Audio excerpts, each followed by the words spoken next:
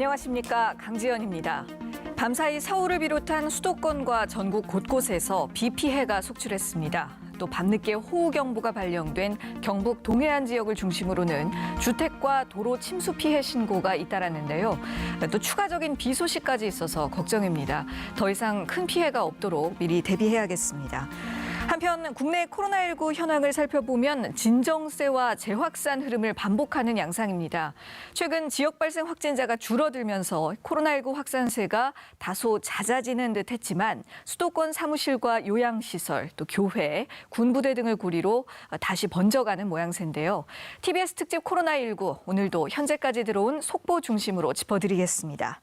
시민의 방송 TBS는 매일 아침 9시부터 9시 50분까지 TV와 유튜브를 통해 코로나19 특집 생방송을 보내드리고 있습니다.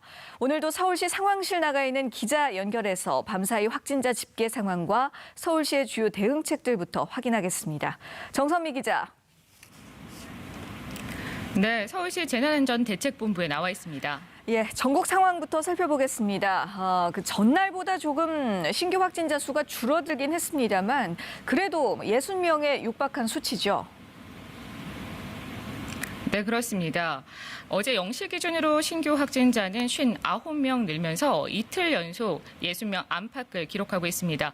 최근 해외 유입이 국내 발생을 앞서는 추세가 계속됐었는데 어제는 해외 유입이 20명, 국내 발생이 39명으로 국내 발생이 2배 가까이 많았습니다.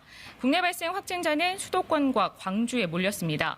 군부대 집단 감염이 발생한 포천이 있는 경기에서만 17명이 나왔고 서울 11명, 인천 2명을 포함해 수도권에서만 30명 추가됐습니다. 비수도권에서는 전날 확진된 환자의 지인이 무더기로 감염된 광주에서 9명의 확진자가 발생했습니다.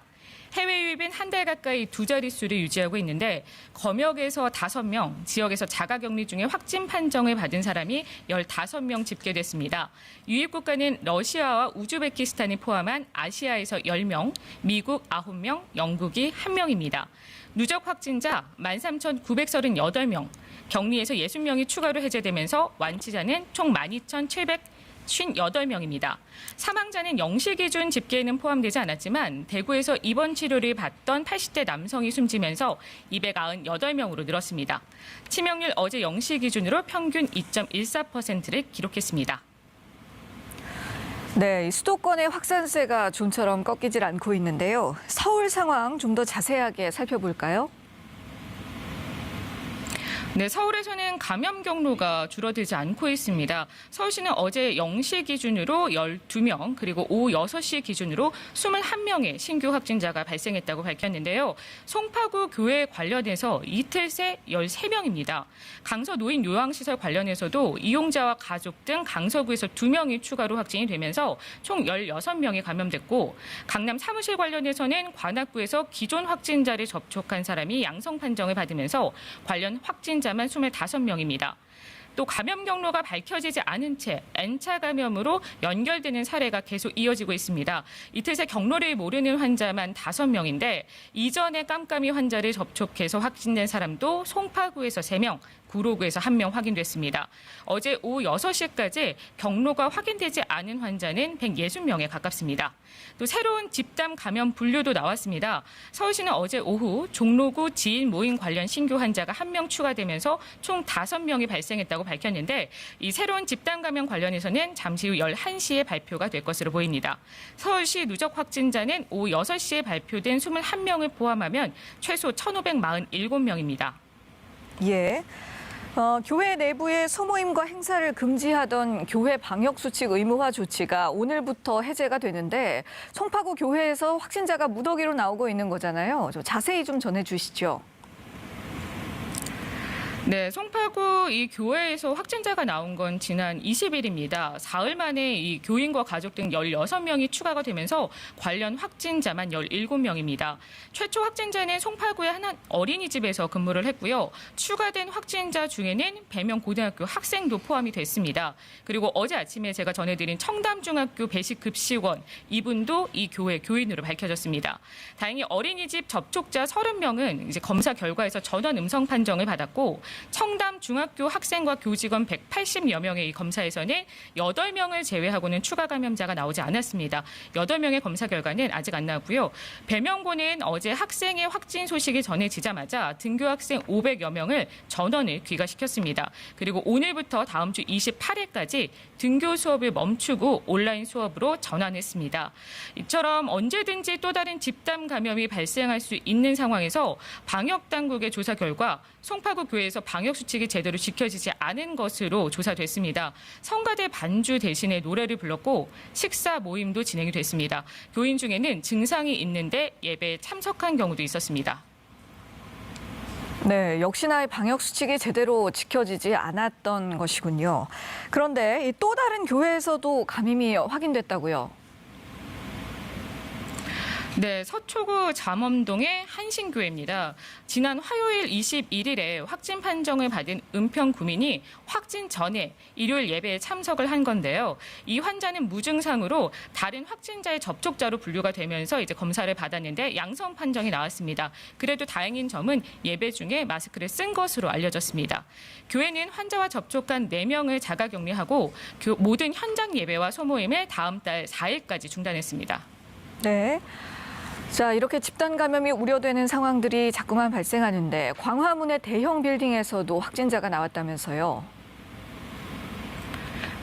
네, 광화문 롯데카드 본사 건물에서 근무하던 이제 근무자 한 명이 코로나19에 감염이 됐습니다. 용인시에 거주하는 40대 남성인데 이 남성은 지난 21일에 발열 등의 증상으로 이제 병원에 찾아가서 선별진료소에서 검사를 받았더니 양성 판정이 나왔습니다. 롯데카드는 임직원 전원을 집으로 돌려보내고 코로나 검사를 받게 하는 한편 재택근무를 시행하겠다고 밝혔습니다. 또 경기도 광주의 60대 확진자의 사무실이 서울의 이제 강남구에 있는 것으로 조사가 되면서 방역 당국은 감염 경로와 접촉자를 파악 중에 있습니다. 산발적인 감염 공리가 이제 줄지 않고 있어서 당분간 수도권 내 코로나19 감염은 지속될 것으로 보입니다. 지금까지 서울시 재난안전대책본부에서 전해드렸습니다. 네, 정선미 기자 수고하셨습니다. 계속해서 코로나19 관련 소식 취재기자와 더 자세하게 알아보겠는데요. TBS 보도본부의 문숙희 기자와 함께합니다. 어서 오십시오. 문 기자, 최근 며칠 동안 비가 상당히 많이 내리고 있습니다. 또 일부 지역에는 피해 상황이 굉장히 큰데요. 이렇게 좀 상황이 뒷받침이 되지는 않고 있습니다만 원래는 7월 말 8월 초 정도가 사실 휴가철 성수기지 않습니까? 방역 당국이 이 휴가철을 맞아서 다시 한번 코로나19 예방 수칙 준수를 당부했죠. 네, 맞습니다. 지금 비가 전국적으로 많이 오고는 있지만 그래도 이미 성수기 때 예약을 해서 휴가를 떠나신 분들 그리고 앞으로 떠나실 분들이 많이 있기 때문에 간단하게 이 휴가철 권장사항 관련해가지고 말씀을 드리도록 하겠습니다. 일단 휴가는 되도록 가족 단위로 소규모 단위로 이제 떠나시는 것이 권장이 됐고요. 또 밀폐되고 사람 사이에 접촉이 밀접한 장소라든가 그리고 많은 사람들이 모이는 여행지는 피하시고 또 혼잡한 시간대 역시도 피하시는 것이 좋겠습니다. 네. 또 이동할 때에는 많은 사람들이 접촉하는 이 대중교통보다는 가능한 한 개별 차량으로 이동하는 것이 권장되고 있습니다. 휴가를 갔을 때에는 실내에서는 항상 마스크를 착용을 하셔야겠고요. 또 사람 간 2m 거리 두기도 꼭 명심하셔야 되겠습니다. 네.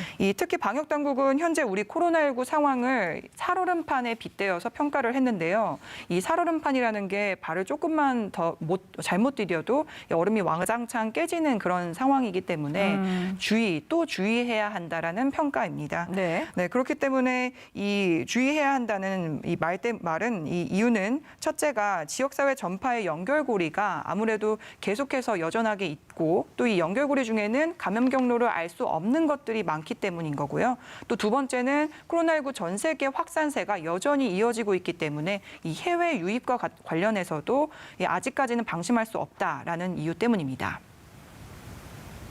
의 상황은 저희 방역 당국이 판단하기로는 여전히 잠재적 확산이 우려되는 살 얼음판 위의 단계로 생각하고 있습니다.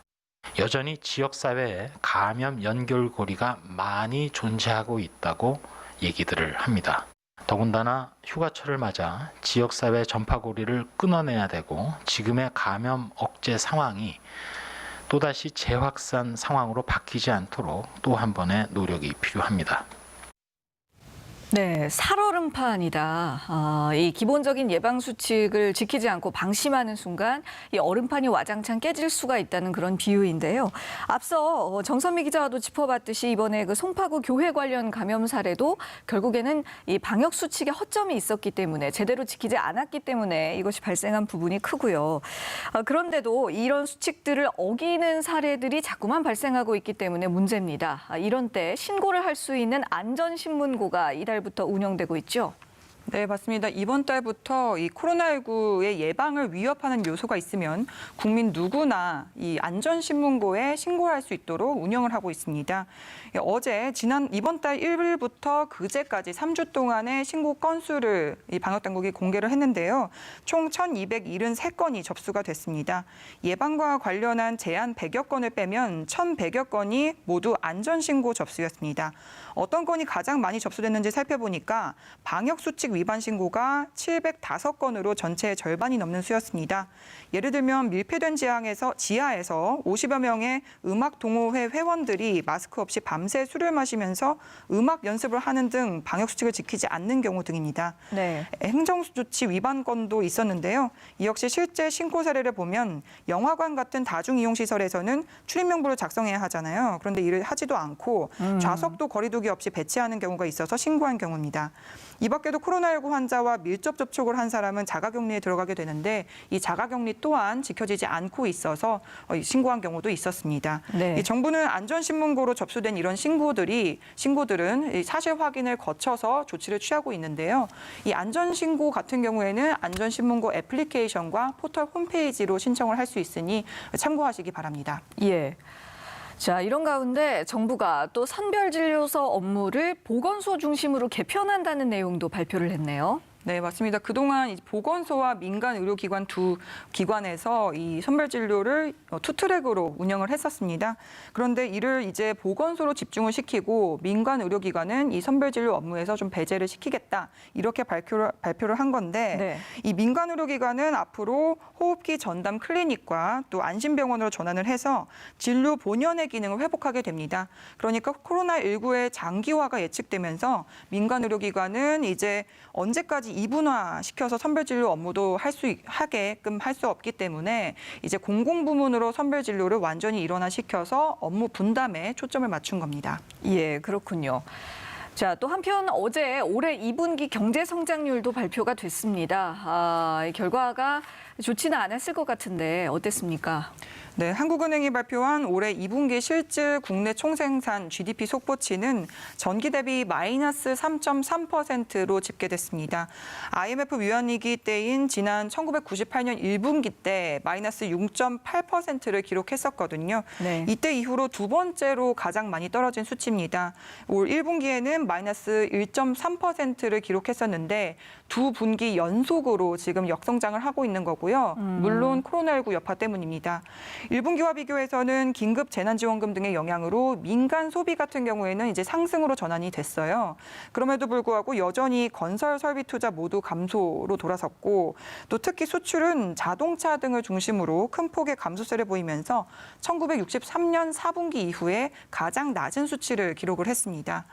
경기 하강 속도도 빨라진 상황이고 또 하반기 경제가 급반등할 가능성은 있지만 이 코로나19 상황이 계속해서 장기화되고 있으면서 이 급반등을 하겠다라고 확실하게 예측하기는 조금 어려운 게 현실입니다. 그렇죠. 네, 기존에 한국은행은 올해 연간 성장률 전망치를 마이너스 0.2%로 전망을 했었는데 이를 달성을 하려면 남은 3분기와 4분기에 모두 3% 이상씩 성장을 해야 되는데 사실 여건상 그러지는 못할 것으로 좀 보입니다. 예. 그렇기 때문에 만약 하반기에 1.8% 정도가 성장을 한다면 연간 성장률은 마이너스 1%까지 떨어진 수치를 기록을 할 텐데 이 역시 낮은 수치긴 하죠. 네네. 하지만 정부는 일단 하반기에 이 추경이나 한국판 뉴딜 같은 정책적 효과가 좀 가시화가 되면 그래도 급반등할 수 있기 때문에 좀 지켜봐야 한다 이렇게 전망을 하고 있습니다.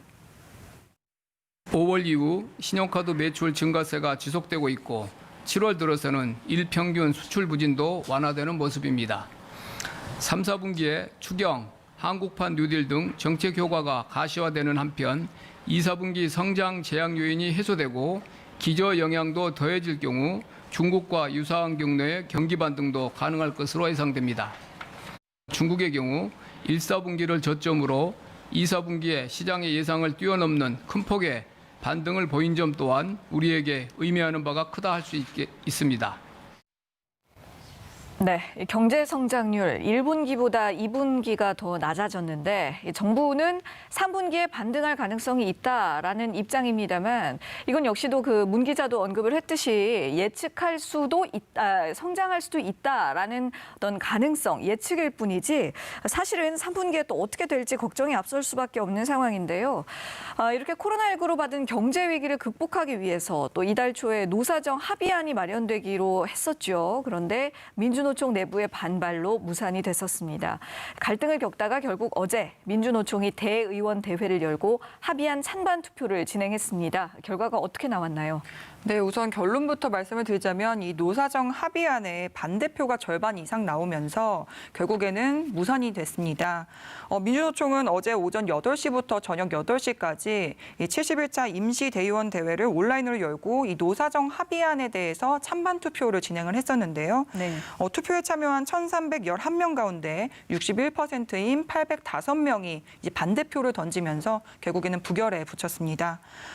지난 1일에 원래 노사정이 서명하기로 했던 합의안은 결국에는 추인되지 않기로 한 거고요. 네. IMF 외환위기 때인 1998년 이후에 22년 만에 이 민주노총까지 포함한 노사정 합의안이 마련되나 코앞까지 가나 했었는데 결국에는 이제 무산이 된 겁니다. 민주노총이 먼저 제안을 했었는데 조금 예. 어떻게 보면은 아쉬운 결과라고 저는 좀 개인적으로 생각합니다. 예, 맞는 얘기입니다. 22년 만에 노사정 합의가 이루어지지 못하게 되어서 아쉬운 생각이 드는데요.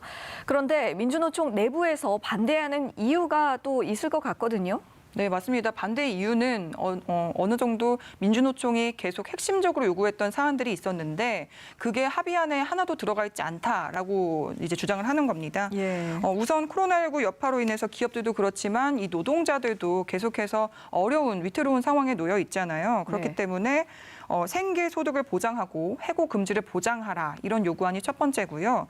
또 정부가 약속한 전국민 고용보험제를 도입하라는 게 두 번째 요구입니다. 네. 이 전국민 고용보험 중에서도 이 문화예술인에게만 한정해서 지금 하겠다고 정부가 나선 상태인데 특수고용 노동자들이 쏙 빠지면서 이 부분을 보장하라고 주장을 하는 거고요. 네. 또 세 번째는 상병수당 도입인데요. 병으로 인해서 이제 수입이 조금 떨어지거나 수입이 끊기는 국민들에게 생계비를 지원하는 제도입니다. 예. 그동안 줄기차게 주장했던 이런 부분들이 합의안에 들어가지 않았기 때문에 이번 합의안에 이제 50%가 넘는 60%의 대의원들이 반대를 한 것으로 보이고요. 이에 대한 책임을 지고 이 김명환 위원장을 비롯한 민주노총 기존의 지도부들은 사퇴를 할 것으로 보입니다. 다만 민주노총을 빼고서 정부와 한국경영자총협회, 대한상공회의소, 한국노총 같은 경우에는 이미 합의를 이룬 바가 있기 때문에 이들만 합의안을 계속해서 이룰 것인지에 대해서는 조금 더 네. 지켜봐야 할 것 같습니다. 그래요. 비록 당초 계획했었던 이 노사정 합의는 무산됐습니다만 또 3자 사이에서 코로나19 상황을 극복할 수 있는 방안에 대한 논의가 계속적으로 전개되기를 기대해 보도록 하겠습니다. 한편 어제 코로나19로 인한 지역 의사 인력 부족 현상으로 의대생을 추가 선발하기로 했다라는 소식을 전해주셨었는데요. 여기에 대해서도 의료계 입장이 엇갈리고 있다고요. 네, 맞습니다. 코로나19 사태를 계기로 이 공공보건의료 체계를 강화하겠다면서 어제 정부와 여당이 의과대학 입학 정원을 확충하는 방안, 조금 더 늘리는 방안을 발표를 했었는데 네. 그런데 병원협회는 환영을 했지만 의사협회 같은 경우에는 이 총파업 카드까지 꺼내들면서 강력하게 반발하고 있습니다. 정부와 더불어민주당은 현재 연 3,058명인 의대 입학 정원을 2022학년도부터 10년간 총 4,000명 더 늘리는 방안을 발표했습니다. 이 가운데 3,000명은 지역 의사로 선발해 지방의 중증 필수 의료 분야에 종사하도록 할 것이라고 밝혔습니다. 의대가 없는 지역에는 공공의대를 신설하는 방안도 추진하기로 했습니다. 지역의사제는 해당 지역에서 양성된 의료 인력이 그 지역에 정주하면서 지역 주민에게 양질의 의료 서비스를 의사가 부족한 지역, 특수 전문 분야, 바이오메디칼 분야에서 종사할 수 있도록. 이에 대해 대한병원협회는 의사 수급 부족 문제를 개선하기에 충분치는 않지만 의료 현장의 고충을 헤아려 방향성을 제시한 것은 다행이라며 환영 의사를 밝혔습니다. 반면 대한의사협회는 일방적인 의사 인력 증원 정책을 즉각 중단하라며 반발하고 있습니다. 의협은 정부가 계획을 강행할 경우 전국 총파업도 불사하겠다며 구체적 시점까지 언급했습니다. 제1차 전국 총파업을 지금 현재는 8월 14일 내지 8월 18일 양일 중에서 이런 가운데 의대 정원 확대에 반대하는 글이 청와대 국민청원 게시판에 올라오는 등 찬반 논란이 확대될 조짐도 나타나고 있습니다. TBS 이강훈입니다. 네, 의대 정원 확대에 대한 TBS 관련 리포트 보고 오셨는데요. 자, 의사협회가 반대하는 이유가 뭔지 다시 한번 정리 부탁드립니다. 네, 의대 정원은 아무래도 이 의사들의 생존권과 또 의료기관의 매출과 관련해서도 관련성이 깊습니다. 네. 파이는 일정한데 의사들이 많아지면 아무래도 이 파이를 나눠 먹는 인원들이 많기 때문에 예. 그런 거고요. 의사협회는 정부와 여당이 우리나라 의사 인력이 부족하다고 주장은 하지만 실상은 왜 필수 의료나 지역의 의료가 무너졌고 또 이를 되살리는 방안이 무엇인지에 대한 원인 파악과 근본적 해결책이 마련이 더 필요하다 이렇게 지적하고 있습니다. 단순히 의사 수가 적은 것이 아니라 지역 편차가 나타나는 구조를 바꿔야 하기 때문에 이 증원과 같은 경우에는 근본적 해결책이 아니라고 지적을 하고 있는 건데요. 예. 그럼에도 불구하고 이 의협이 총파업이라는 강력한 카드까지 꺼내들면서 갈등 상황이 계속 예상이 되기 때문에 조금 더 지켜보고 이 갈등 상황이 어떻게 풀려갈 것인지 좀 더 봐야 될 것 같습니다. 네, 그렇군요. 자, 이제 마지막으로 이 해외 소식도 한 가지 살펴보도록 하겠습니다. 전 세계가 아직 코로나19 확산세입니다. 이런 가운데 아직 나오지도 않은 이 코로나19 백신 확보를 위해서 미국과 영국이 발빠른 쟁탈전에 들어갔다는 뉴스가 있네요. 네, 어제 치료제와 백신 개발 현황과 관련해서 이제 소식을 전해드렸었는데요. 아직 임상시험 1차, 2차 이렇게밖에 진행을 안 하고 있기 때문에 지금 당장 백신이 나오거나 치료제가 나오는 것은 현실적으로 좀 불가능한 상황입니다. 그리고 세계보건기구와 WHO 같은 경우에는 어제 이 백신의 개발 이제 전망을 내년 초로 보고 있다 이렇게 밝히기도 했거든요. 네. 그럼에도 불구하고 미국 정부는 이 제약회사 화이자와 독일의 제약사 바이오엔테크와 백신 인도 계약을 체결했습니다. 코로나19 백신이 나오지도 않은 상태에서 일단은 선점을 하겠다 이런 움직임입니다. 네. 2조 3천억 원 규모의 계약이고요. 미국 정부와 제약사 간의 최대 규모 계약으로 6억 명한테 이제 백신을 좀 접종할 수 있는 그런 분량입니다.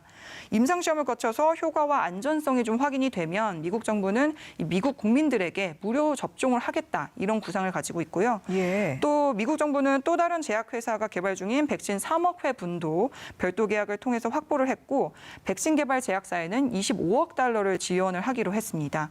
미국뿐만 아니라 영국 정부도 최근 화이자 등과 백신 3천만 회분을 공급받는 계약을 체결하면서 여러 회사와 이 백신 인도 계약을 맺었는데요. 이런 상황을 좀 미루어 봤을 때 아무래도 결국 이 세계 각국의 백신 쟁탈전은 좀 치열하게 좀 진행이 될 것 같습니다. 예. 알겠습니다. 자, 지금까지 TBS 보도본부의 문숙희 기자와 함께했습니다. 수고하셨습니다. 지금 여러분께서는 TBS 코로나19 특집 생방송과 함께하고 계십니다. 네, 계속해서 국내외 코로나19 현황과 이슈들 전문가와 함께 짚어보는 시간입니다.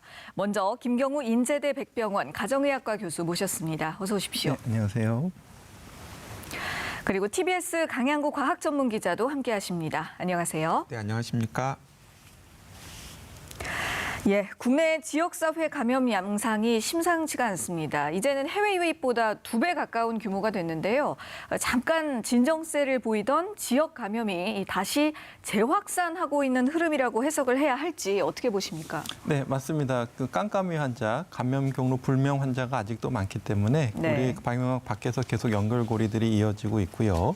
그다음에 그 방역 막내 관리 비율, 그러니까 확진자 중에서 우리가 접촉자를 찾아내서 격리를 한 상태 상태에서 발생하는 비율이 아직도 80% 미만이거든요. 그래서 계속 접촉자들을 만들어내고 감염이 확산되고 있다. 이렇게 보시면 되겠고 예. 그 월요일 날 발표 통계가 국내 확진자가 4명이었는데 네. 사실은 그때도 이미 지금 발표되던 5, 60명의 확진자들이 접촉이 이미 진행되고 있는 상태인데 네. 사실 확진자 통계는 4명만 나오는 거기 때문에 감염 전파 경로를 잘 유의해서 봐야 될 것 같고요. 예, 예. 위드 코로나 시대, 그러니까 코로나와 함께 사는 세상이기 때문에 우리가 코로나와 같이 살고 싶지는 않지만은 우리가 네. 언제든지 방심을 하게 되면은 감염이 재확산될 수 있다.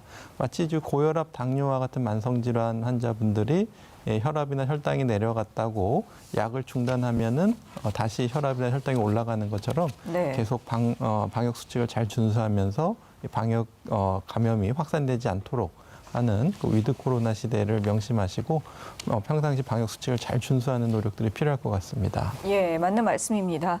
앞서서 문숙희 기자와 브리핑 내용 중에 그 권준욱 중앙방역대책본부 부본부장이 지금 국내 상황을 살얼음판 위의 단계다라고 또 이 비유를 했는데 지금 교수님께서 말씀해 주신 내용과도 일맥상통하는 것 같습니다. 살얼음판 위에 있는데 그래서 조금만 방심을 해도 이게 와장창 깨져서 더 큰 결과가 나타날 수 있다는 이야기잖아요. 예, 방역 수칙 그 기본적인 준수는 계속해서 좀 주의를 해 주셔야겠습니다. 특히나 최근의 추이를 보면 신규 확진자의 72.9%가 수도권에서 발생하고 있는데요. 강남구의 부동산 관련 회사라든가 또 한화생명 등등 사무실에서의 전파 사례가 예사롭지 않습니다. 왜 이 사무실이라는 환경에서 이렇게 많은 확진자가 발생을 하는 걸까요? 네, 이제 광화문에서도 발생을 했고요. 강남에서도 발생을 했고 계속해서 사무실에서 확진 환자가 발생을 하고 있습니다. 그런데 지금까지는 다행스럽게도 사무실을 통한 집단 감염 사례는 콜센터 등을 제외하고는 없어요. 예. 그런데 제가 생각하기에는 지금 수도권에서 이렇게 계속해서 지역사회 감염이 발생을 하고 있고 또 상당히 바이러스의 밀도가 우리가 생각하는 것보다는 높다라는 생각이 들거든요. 이런 상황에서는 어떤 사무실도 안전하다고 볼 수 없다라고 보는 게 맞을 것 같습니다. 예, 왜냐하면 우리가 사무실에서 집단 감염이 생긴 사례가 콜센터나 혹은 방문 판매 업체 등이기 때문에 일반 사무실은 좀 안전하지 않을까라고 생각하시는 분들이 있을 것 같습니다. 네. 그런데 산밀 조건에 일반 사무실도 사실은 해당되거든요. 그렇죠. 네, 밀폐된 공간이고요, 비교적. 그리고 또 밀집되어 있고, 그리고 또 업무를 하다 보면 어쩔 수 없이 밀접 접촉을 할 수밖에 없습니다. 네. 그런 상황에서 일상적으로 마스크를 착용하고 있지 않거나, 혹은 건물의 공조 같은 것이 잘 안 되거나, 혹은 같이 업무를 보시는 사람들 사이에서 이제 밀접 접촉이 상대적으로 많은 경우에는 언제든지 간에 확진 환자가 한두 명이 있다면 집단 감염으로 이어질 수가 있습니다. 네네. 그렇기 때문에 기본적으로 지금 수도권에 있는 사무실에서 일하시는 분들이나 혹은 그 사무실을 방역을 책임지시는 분들은 우리 사무실에서도 집단 감염이 일어날 수 있다는 걸 염두에 두고서 방역에 임해야 되겠다는 생각이 듭니다. 예, 그렇습니다. 또 소규모 집단 감염의 최근 사례들을 좀 살펴보면 서울의 요양시설, 또 군부대 이렇게 집단 생활을 하는 공간들에서 많이 발생하고 있거든요. 어떻게 보면 좀 당연한 이야기일 수도 있겠지만 또 상당히 우려가 되는 부분이기도 합니다. 네, 맞습니다. 이제 집단 생활하시는 분들은 그 안에서 이제 숙식을 같이 하시면서 밀접 접촉이 많기 때문에 네. 특히 이제 군부대, 요양시설, 또 교정시설이라든지요. 그래서 이런 데서 한번 집단 감염이 생기게 되면은 전파가 매우 빠르고 모든 분들이 감염될 수 있는 그런 위험이 높은데요. 예. 지금 발생하고 있는 어떤 요양시설 같은 경우엔 데이케어 센터. 그분들이 낮에는 모여 계시지만은 밤에 집에서 왔다 갔다 하시면서 네네. 그러면서 얼마든지 가족이나 지역사회로 인한 감염이 그 집단에 들어오게 되면은 이번 사례처럼 그분들이 이제 전체에 많은 감염자가 생길 수가 있겠고 네. 또 군부대 같은 경우에도 폐쇄되어 있는 집단이지만 또 이제 왔다 갔다 하시면서 외출이라든지 외박을 하시는 경우도 있겠고 또 이번 사례처럼 외부에서 어떤 상담사가 왔다 갔다 하면서 또 감염이 군부대로 전파될 수 있는 이런 상황이기 때문에 집단시설 내부에서의 어떤 방역수칙도 잘 준수해 주셔야 될 것 같고 예. 그분들이 이제 외부와 접촉하는 과정에서 감염 위험성은 없는지도 좀 꼼꼼히 살펴봐야 할 것 같습니다. 예. 이런 집단 시설의 내부뿐만 아니라 또 외부에서까지도 방역이 잘 이루어지고 있는지 좀 집중적으로 꼼꼼히 점검해 볼 필요성이 있다. 자, 이렇게 코로나19의 지역 발생이 계속 발생하고 있는 상황 속에서 박물관과 도서관 같은 공공기관이 운영을 시작했고요. 또 오늘부터는 교회의 방역 강화 조치도 해제될 예정입니다. 그런데 이 시점에 딱 공교롭게도 또 송파구 사랑교회에서 확진자들이 무더기로 나오고 있거든요. 방역 강화 조치를 지금 해제해도 될지 이거 괜찮을까요? 좀 케이스별로 나눠가지고 좀 접근을 했으면 하는 생각이 듭니다. 왜냐하면 방금 언급하신 곳 중에서 박물관, 도서관 그리고 교회의 소모임이 있는데요. 예. 일단은 박물관이나 도서관 같은 경우에는 코로나19가 유행한 지 6개월이 지났지만은 단 한 차례의 집단 감염 사례도 일어나지 않은 곳입니다. 네. 그리고 박물관이나 도서관 같은 경우에는 지금 이미 잠깐 문을 열었을 때 두 가지 조치를 했었는데요. 하나는 예. 철저하게 예약제를 실시를 했고요. 네네. 예, 그리고 도서관 같은 경우에는 열람실 문을 열지를 않았습니다. 예. 그러니까 도서관에서도 산밀 환경이 조성될 수 있는 곳이 열람실인데 그 열람실을 차단함으로써 바이러스를 통한 집단 감염이 일어나지 않도록 이제 예방을 한 것이죠. 그러니까 이런 조치들이 염두에 둔다면은 들어오는 인원수를 조정하고 그 인원수들 사이에 거리 두기가 충분히 된다면은 예. 저는 도서관이나 박물관 같은 공공시설은 지금 상황에서는 충분히 이용 가능한 시설이라고 생각합니다. 네. 근데 반면에 교회 소모임은 같은 선상에 놓을 수 없다라고 생각해요. 왜냐하면 교회 소모임을 통한 집단 감염 사례들이 굉장히 많이 발생했고요. 맞아요. 그리고 또 오늘 교회 소모임이 허용이 되는데 마침 또 이번 주 21일부터 계속해서 이 송파의 한 교회에서 집단 감염 사례가 생겨가지고 그렇죠. 아마도 오늘 내일이 지나면은 확진 환자들이 더 생길 가능성이 크거든요. 네. 그러니까 이런 점을 염두에 둔다면은 교회 소모임을 통한 바이러스 전파 가능성은 여전히 높은 상태이기 때문에 교회에 계시는 분들은 좀 불만스럽긴 하겠습니다만은 이 공동체 안전과 방역을 위해서 교회 소모임 같은 고위험의 이 방역 조치는 여전히 저는 계속해서 유지해야 된다고 생각합니다. 예. 지금 언급해드린 상황들 중에서 이 교회 안의 소모임에 대해서는 여전히 걱정스러운 부분이 많다. 아마 강 기자님뿐 아니라 또 여러 전문가들이 비슷한 의견을 갖고 계시지 않을까 싶은 생각이 듭니다. 자, 다른 지역 상황도 좀 살펴볼게요.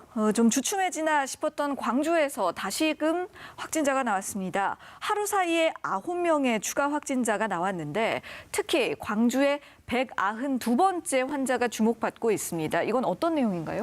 네, 이분은 그 50대 여성분이신데요. 그 14일부터 열이 났다고 합니다. 그래서 네. 해열제를 먹다가 또 그 다음 날, 다다음 날에는 동네 의원에 가서 또 진료도 받으셨는데 아마 진료받을 때는 이렇게 열이 나는 이유를 어떤 코로나19를 생각을 안 하고 어떤 신우신염과 같은 요로 감염 다른 원인으로 좀 생각하셨던 것 같고요. 예. 그렇게 지내시다가 다른 이유로 이제 종합병원에 입원하기 위해서 받은 코로나 검사에서 거기서 이제 일주일이나 지나서 이제 양성이 나왔다는 건데요. 그 일주일 동안 이제 이분이 활동하시면서 지역 주민 자치위원회 모임도 가시고 또 가족끼리 또 식사도 하시고 이러면서 주변에 7분이 이제 감염이 되신 사례가 되겠는데요. 네. 그래서 좀 아쉬운 점은 이제 열이 났을 때 동네 의원에서 좀 그래도 한번 코로나 검사를 좀 한번 권했다든지요. 아니면은 그 선별검사소로 직접 가시기 어려우면 동네 의원에서도 좀 코로나 검사를 할 수 있는 이제 호흡기 클리닉이 이제 전국적으로 설치가 되지만 예. 조금 시설이나 여유가 되신 데서는 좀 호흡기 클리닉처럼 그 자체 내에서 검체를 검사할 수 있는 그런 게 좀 도입됐으면 조금 빨리 검사할 수 있지 않을까 하는 아쉬움도 있고요. 네. 그다음에 그 이분이 이제 접촉하시면서 아마 주로 식사를 하시면서 감염된 것 같은데 조금 그 이런 코로나19 했을 때는 좀 식사를 하지 않는 위원회 모임이라든지 이런 것들을 조금 했었으면 하는 아쉬움이 있고 또 이분들이 만나셨던 분들이 이제 통장이나 분녀회장님처럼 그 지역사회 공동체에서 어떻게 보면 그 좀 리더라고 할까요? 예. 방역 수칙을 홍보하고 또 교육하고 좀 다 같이 한번 공동체 방역을 위해서 힘쓰자 이렇게 좀 참여하셔야 되는 그런 역할을 또 활동을 하셔야 되는 분들이기 때문에 네. 또 지역 사회에서 조금 더 조심하시고 또 다른 분들도 같이 방역을 하자고 이렇게 하는 움직임들이 마치 이제 옛날에 새마을 운동처럼 그 주민들이 이제 스스로 좀 이렇게 자치적으로 공동체 방역을 힘쓰는 노력들이 좀 앞으로 좀 많이 전개됐으면 하는 아쉬움이 좀 남는 대목이라고 할 수 있겠습니다. 예, 맞습니다. 지금 지금 교수님께서도 짚어주셨듯이 이번 그 광주 192번째 확진자 관련해서 특히 걱정스러운 부분이 이 확진자와 접촉한 이후에 양성 판정을 받은 다수의 인원이 부녀회장이라든가 통장이라든가 그런 지역 내에 어떤 그 적극적인 활동가들이라는 점인데요. 그만큼 또 활동 폭도 넓을 것이고 또 만나는 사람도 굉장히 많았을 것 같거든요. 네, 그렇습니다. 그러니까 이제 항상 아쉬운 점이 있습니다. 그러니까 방금 교수님께서 잘 정리를 해주셨습니다만 이제 이런 상황이었던 것 같아요. 그러니까 이제 열흘 전쯤에 이분이 증상이 일어난 다음에 증상이 일어났음에도 불구하고 이제 여러 가지 지역 소모임들을 가졌었거든요. 그러게요. 근데 만약에 이제 이분이 그 증상이 그로부터 한 열흘 전이나 혹은 2주 전쯤에 나타났다 그러면은 분명히 코로나를 의심했을 수도 있습니다. 네. 그러니까 딱 그 증상이 나타났던 열흘 전이 어떤 시점이냐면은 광주에서 좀 코로나가 잡히는 분위기여가지고 광주에서 발생하는 지역 환자 발생수가 굉장히 줄었던 시점이거든요. 그러니까 이분이 방심을 하신 거예요. 역시 또 방심이 찾아왔군요. 네, 방심을 하신 것이고 그리고 그렇기 때문에 당연히 그 지역의 활동가들도 그동안의 광주 지역의 그 코로나19와 관련된 사회적 거리두기의 자발적인 참여 수준이 굉장히 높은 상태였었거든요. 네네. 그러다가 상황이 좀 나아지니까 그때까지 못했던 모임들을 이제 한꺼번에 다 하신 거죠. 예. 이제 이러면서 이제 이분이 지역의 여러 활동가들과 같이 여러 가지 이제 빈번하게 접촉하면서 모임을 가졌었는데 네. 지금 상당히 걱정스러운 상황이죠. 왜냐하면은 증상이 상당히 심각한 상황에서 여러분들을 만났고 또 만나는 과정에서 아마 식사도 하시고 아마 회의 같은 거 하는 과정에서는 마스크를 착용하지 않았을 가능성이 굉장히 높거든요. 그렇죠. 그래서 지금 계속해서 이제 검사를 하고 있는데 이분을 통한 광주 지역사회 전파가 상당히 광범위하게 이루어질 수도 있는 대목이어서 네. 조금 더 상황을 지켜봐야 될 것 같습니다만은 앞으로 광주뿐만 아니라 어느 곳에서도 이런 일들이 계속해서 반복할 수 있기 때문에 네네. 한 가지만 덧붙여 말씀드리면 저는 리더십이 굉장히 중요한 것 같습니다. 그러니까 시민들 같은 경우에는 사실은 당장 어제 오늘 지역사회에서 발생하는 확진 환자 수가 줄어들면 지금은 좀 안심해도 되겠구나라고 생각을 하시거든요. 예. 근데 그때 이 방역 전문가들이 리더들에게 정확한 정보를 제공을 해서 지금은 안심해야 될 단계가 아니라 앞으로 일주일이나 열흘 정도는 좀 더 고삐를 줘야 그때부터는 안심할 수 있습니다라고 해야 계속해서 그런 경고를 시민들에게 드릴 텐데 광주에서도 그런 조치가 조금 미진했었던 것 같습니다. 네. 그래요. 이 강현구 기자님께서 자주 강조해 주시는 부분 아닙니까? 어느 지역의 확산세가 좀 주춤해진다 싶더라도 바로 마음을 놓을 것이 아니라 조금 더 충분한 시간을 보고 이 추이를 지켜봐야 한다. 네. 예. 분명히 중요한 부분인데 자꾸만 이것이 잘 지켜지지 않기 때문에 이렇게 수그러들다가도 다시금 집단 감염이 다시 고개를 들기 시작하는 이런 악순환이 반복이 되는 것 같아요. 그런가 하면 또 군부대의 감염도 걱정이거든요. 집단 감염이 발생한 경기 포천 8사단의 경우는 감염 경로가 또 밝혀지지 않아서 지금 소위 미스터리라는 말까지 나오고 있는데요. 해당 부대를 방문했던 진로 상담사가 확진 판정을 받으면서 혹시 이 상담사로부터 전파가 시작된 것이 아니냐 이런 해석도 나오고 있습니다. 어떻게 보십니까? 네, 이 상담사가 방문하셨던 날짜가 16일이라 그러고요. 네. 장병들이 발열이 난 게 21일부터라고 합니다. 그리고 상담사가 이제 강의를 할 때 마스크를 착용하지 않았다고 합니다. 그래서 물론 그 과정에서 상담사가 감염됐을 수도 있지만 지금 방역 당국에서는 상담사가 감염시킨 것으로 추정하고 있고요. 네. 또 이 상담사가 또 다른 부대도 이제 강의를 했는데 지금 다른 부대에서도 발생하고 있는지 지금 역학 조사가 이루어지고 있고요. 예. 물론 이제 처음에 이제 이 군부대에 어떻게 감염이 시작됐을까에 대해서 외부로부터의 유입 아니면 장병들이 외출이나 외박을 통해서 감염됐을까? 아니면 이제 신병들이 자대 배치를 받으면서 감염됐을까? 여러 가지 경로 추적이 있었는데요. 네네. 물론 지금은 이제 상담사로부터 이제 감염이 된 것으로 추정이 되고 있지만 앞으로도 이런 군부대 집단 시설을 생활을 하는 이런 집단에서는 이런 감염 경로를 가능성이 있는 데서는 철저한 방역 수칙 예방이 좀 필요할 것으로 생각이 됩니다. 예. 알겠습니다. 자, 이번에는 해외 유입 사례에 대해서도 살펴보겠습니다. 한 달 가까이 꾸준히 증가하면서 두 자릿수를 계속해서 기록하고 있는 상황인데요. 앞서서 확진자 3명이 나왔던 러시아 선박에서 격리 중이던 선원 3명이 추가 확진을 받았습니다. 그런데 이 3명 모두 확진 당시에 무증상 상태였다고 해요.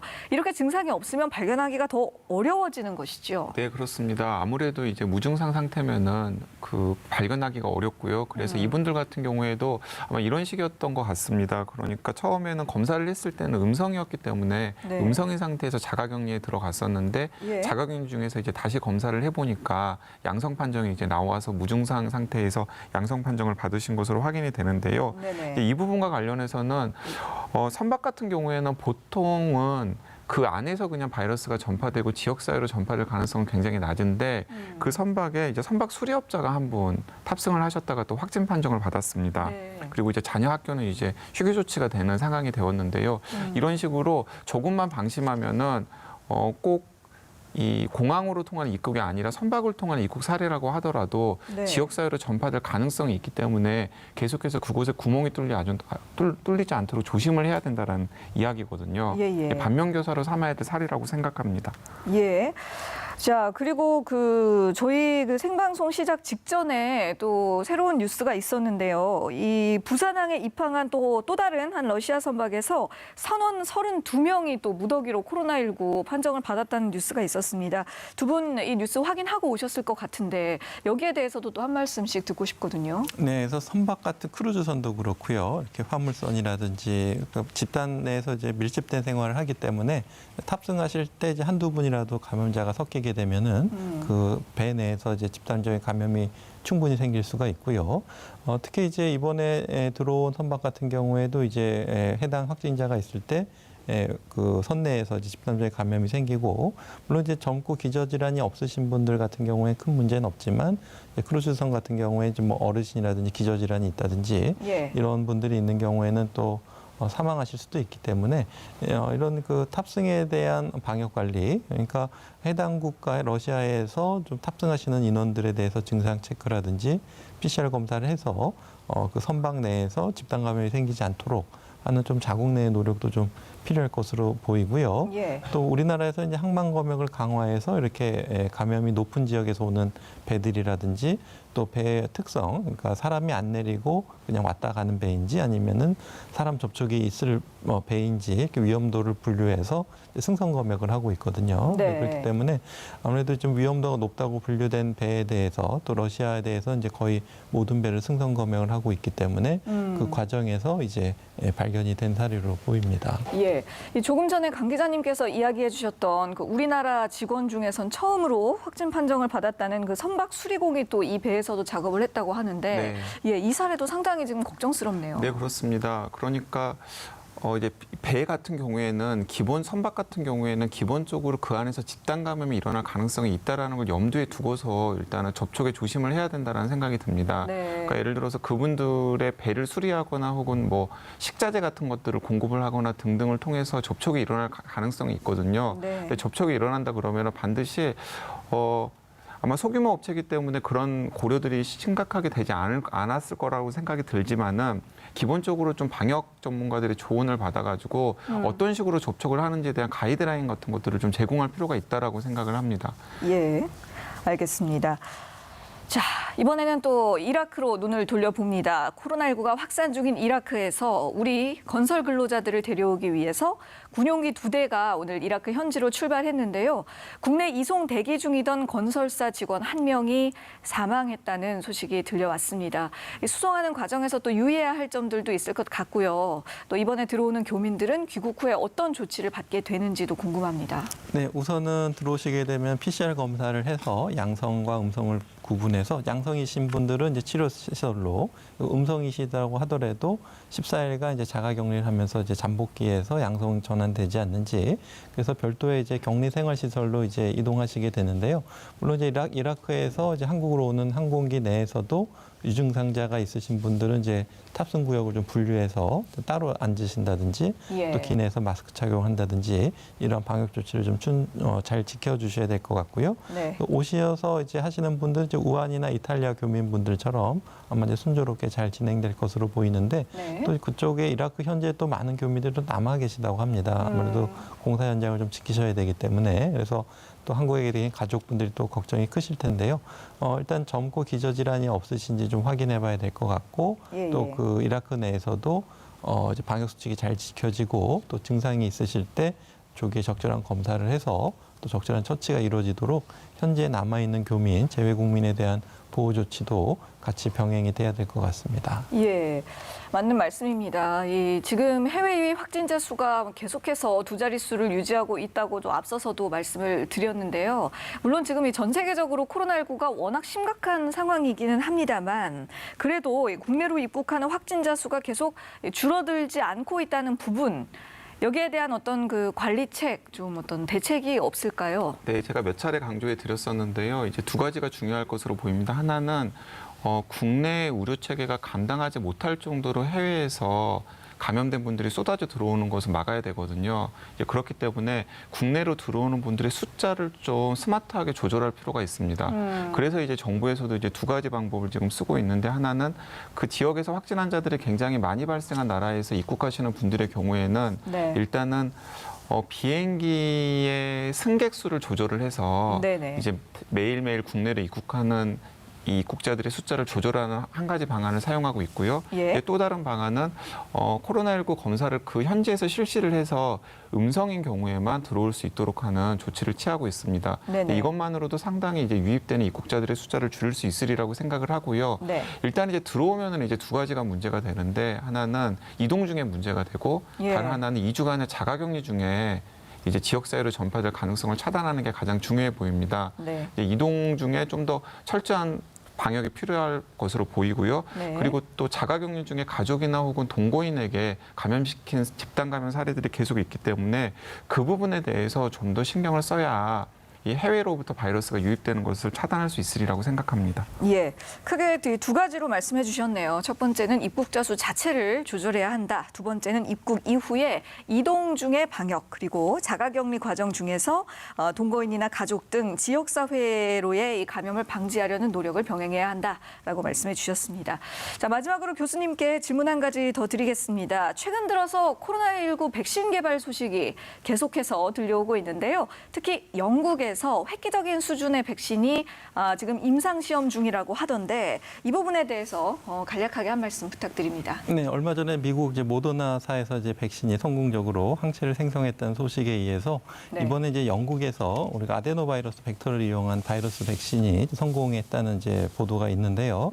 아마 이제 1,000명에 가까운 사람들을 나눠서 이제 안정성을 확인했고, 그중에서 35명을 대상으로 좀 효과성을 분석했을 때 32명에서 1차 접종만으로도 90% 이상 항체가 생성이 됐고, 예. 또 2차 접종까지 했더니 100%에 가까운 항체가 생성됐다라는 이제 연구 결과가 되겠는데요. 네. 항체는 우리가 이제 중화항체라고 하는 체액성 면역뿐만 아니라 T세포를 통한 어떤 세포성 면역까지 모두 확인했다라는 뜻에서 매우 의의가 있는 연구가 되겠고, 또 그다음에 또 중국도 백신이 비슷한 사례로 예. 1차 접종만으로도 이제 충분한 효과가 있었다는 소식이 계속 들려오고 있어서 이제 반가운 소식이라고 할 수 있겠습니다. 예.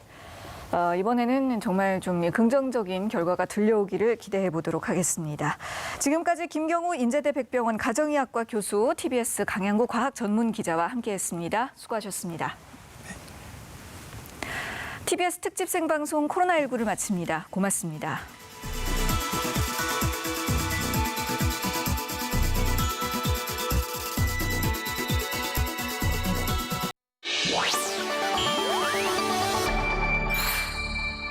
TBS